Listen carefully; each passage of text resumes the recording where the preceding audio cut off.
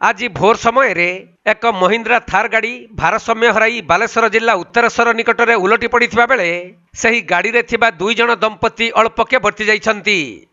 मिलिथिबा सूचना अनुसार एक महिंद्रा थार गाड़ी रे दुई जन दंपति बांगालोर कलिकता अभिमुखे जाउथिले।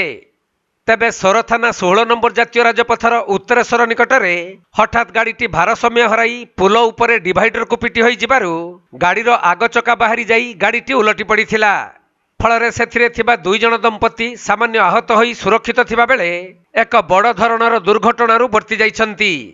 परे खबर पाई पुलिस घटनास्थल में पहुंची गाड़ीटी को जबत करी थाना को नहीं जिबा सह दुर्घटना संपर्क में तदंत करुथबा जଣା पड़िछि।